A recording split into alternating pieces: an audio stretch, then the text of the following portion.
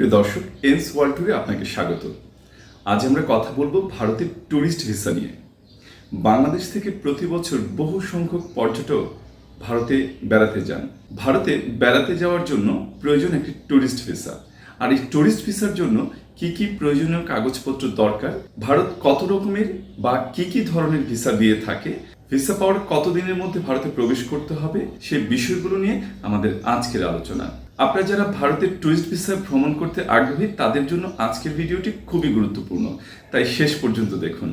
আর হ্যাঁ, আপনারা যারা আমাদের এই চ্যানেলে নতুন তাদেরকে অনুরোধ করছি চ্যানেলটি সাবস্ক্রাইব করুন, যাতে ভ্রমণ সংক্রান্ত পরবর্তী ভিডিওগুলো আপনি সহজেই পেতে পারেন। প্রিয় দর্শক, ফিরছি মূল আলোচনায়। ভারত কত রকমের বা কি ধরনের ভিসা দিয়ে থাকে? ভারত মোট 17 রকমের ভিসা ইস্যু করে থাকে। আসুন তাহলে জেনে নেই সেই ভিসাগুলো কি কি।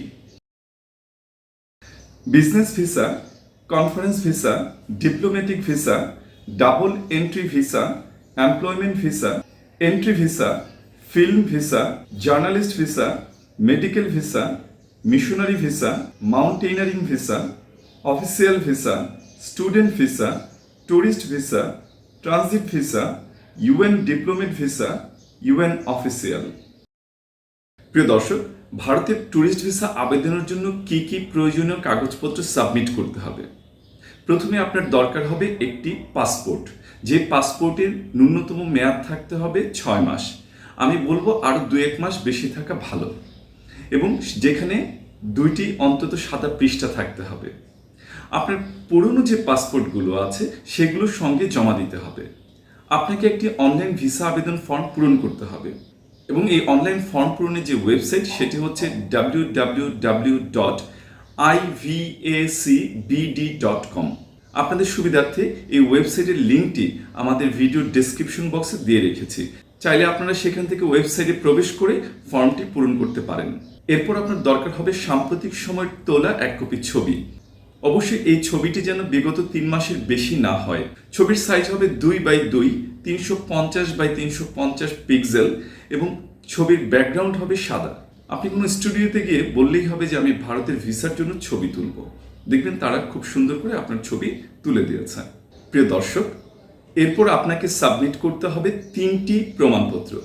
প্রথমটি হচ্ছে আবাস স্থলের প্রমাণপত্র, দ্বিতীয়টি হচ্ছে আর্থিক সচ্ছলতার প্রমাণপত্র, এবং তৃতীয়টি হচ্ছে আপনার পেশার প্রমাণপত্র।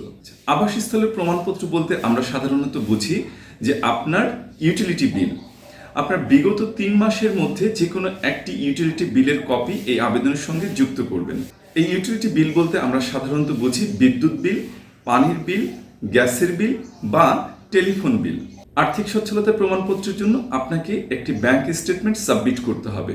বিগত 6 মাসের একটি ব্যাংক স্টেটমেন্ট আপনি এই আবেদনের সঙ্গে যুক্ত করবেন, যেখানে একজনের জন্য অর্থাৎ একজন ভ্রমণকারীর জন্য ন্যূনতম 20,000 টাকা জমা থাকতে হবে। আর আপনি যদি ডলার এন্ডোর্স করেন তাহলে ন্যূনতম $150 সেখানে এন্ডোর্স করতে পারেন। এছাড়া যদি আপনার আন্তর্জাতিক ক্রেডিট কার্ড থাকে তাহলে সেটির কপি আপনি এখানে যুক্ত করবেন। এরপরে আসছে পেশার প্রমাণপত্র। আপনি যদি বিজনেসম্যান হয়ে থাকেন তাহলে আপনার যে ট্রেড লাইসেন্স আছে তার একটি ইংলিশ ভার্সন কপি আপনি এখানে জমা দিবেন। আপনি যদি চাকরিজীবী হয়ে থাকেন তাহলে আপনাকে NOC বা নো অবজেকশন সার্টিফিকেট, যেটি আপনার প্রতিষ্ঠানের প্যাডে প্রিন্ট করে জমা দিতে হবে। আপনি যদি সরকারি পাসপোর্টধারী হয়ে থাকেন তাহলে আপনাকে GO বা গভর্নমেন্ট অর্ডারের একটি কপি এখানে জমা দিতে হবে। আপনি যদি স্টুডেন্ট হয়ে থাকেন তাহলে স্টুডেন্ট আইডি কার্ড, আর আপনি যদি রিটায়ার্ড পারসন হয়ে থাকেন তাহলে রিটায়ারমেন্টের যে ডকুমেন্ট আছে তার কপি এখানে যুক্ত করতে হবে। আপনার বর্তমান যে পাসপোর্টটি আপনি জমা দিবেন বা যেই পাসপোর্টে আপনি ভিসা লাগাতে চাচ্ছেন সেই পাসপোর্টের ডাটা পেজের একটি ফটোকপি, এবং আপনার যে 2টি ব্ল্যাঙ্ক পেজ আছে সেই ব্ল্যাঙ্ক পেজের ফটোকপি এখানে যুক্ত করে জমা দিবেন। ইতিপূর্বে যদি আপনি কখনো ভারতের কোনো ভিসা পেয়ে থাকেন তাহলে সেই ভিসার ফটোকপি এই আবেদনের সাথে যুক্ত করবেন। আপনি যদি কোভিড-19-এর 2 ডোজ ভ্যাকসিন নিয়ে থাকেন তাহলে সেই ভ্যাকসিনেশনের যে সার্টিফিকেট তার কপি এখানে যুক্ত করবেন। এবার আসছি ভিসা পাওয়ার কতদিনের মধ্যে ভারতে প্রবেশ করতে হবে। আপনি যদি ভিসা পেয়ে থাকেন তাহলে যেদিন ভিসা ইস্যু করা হয়েছে সে সময় থেকে ভিসার মেয়াদ উত্তীর্ণ হওয়ার সময়ের মধ্যেই আপনাকে ভারতে প্রবেশ করতে হবে। তবে মেয়াদ উত্তীর্ণের ন্যূনতম 15 দিন পূর্বে আপনাকে প্রবেশ করা উচিত, তারপরেও যদি কোনো কারণে দেরি হয়ে যায় তাহলে অন্তত 7 দিন পূর্বে আপনি প্রবেশ করবেন, এবং আপনি যদি এয়ারে যেয়ে থাকেন তাহলে রিটার্ন এয়ার টিকিট সঙ্গে নিয়ে যাবেন, আর আপনি যদি বাসে যেয়ে থাকেন তাহলে বাসের রিটার্ন টিকিট আপনি সঙ্গে নেবেন। যদি আপনি ট্রেনে যেতে চান তাহলে ট্রেনের রিটার্ন টিকিট আপনি সঙ্গে রাখবেন।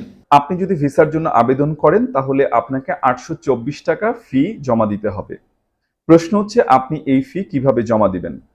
আপনি যখন অনলাইনে ভিসার জন্য আবেদন করবেন, যখন এই আবেদনের ফর্ম পূরণ করা শেষ হবে তারপরে একটি অপশন আপনি খুঁজে পাবেন, সেটি হচ্ছে online visa processing fee payment. সেখানে ক্লিক করে আপনি বিকাশ কিংবা ইউকেশের মাধ্যমে এই টাকা জমা দিবেন।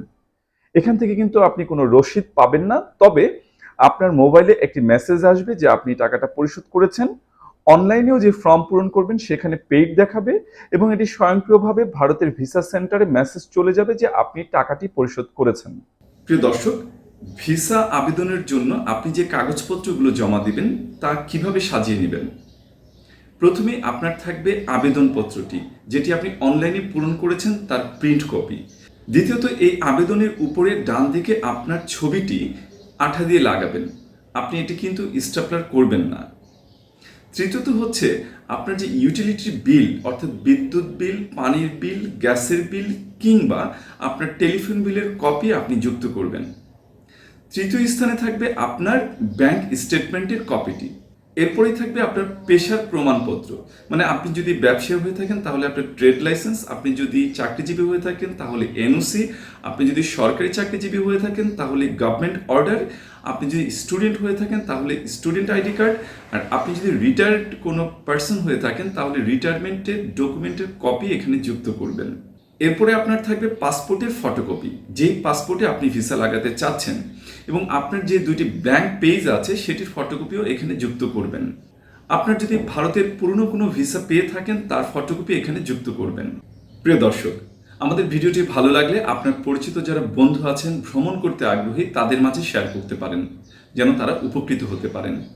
আর এই ভিডিও সম্পর্কে যদি বা এই ভারতের এই ট্যুরিস্ট ভিসা নিয়ে যদি আপনাদের কোনো প্রশ্ন থাকে আপনারা কমেন্টস বক্সে কমেন্ট করতে পারেন, আমরা আপনাদের উত্তর দেওয়ার সর্বাত্মক চেষ্টা করব। ভ্রমণ সংক্রান্ত যে কোনো বিষয়ে আপনার পাশে আছে এনস ওয়ার্ল্ড ট্যুর। আমরা বিশ্বস্ত, আমরা আন্তরিক, আমরা দক্ষতার সাথে কাজ করি। ভ্রমণ সংক্রান্ত যে কোনো বিষয়ে আপনারা আমাদের সাথে যোগাযোগ করতে পারেন। আমাদের সাথে যোগাযোগের ঠিকানা এবং ফোন নাম্বার এই ভিডিওর স্ক্রিনে এবং ডেসক্রিপশন বক্সে দেওয়া আছে। আপনারা চাইলে ইমেল করতে পারেন, ইমেল অ্যাড্রেসও আমাদের ডেসক্রিপশন বক্সে দেওয়া আছে। আপনার প্রতিটি ভ্রমণ হোক নিরাপদ, আনন্দময় এবং সাশ্রয়ী। ভালো থাকুন, সুস্থ থাকুন।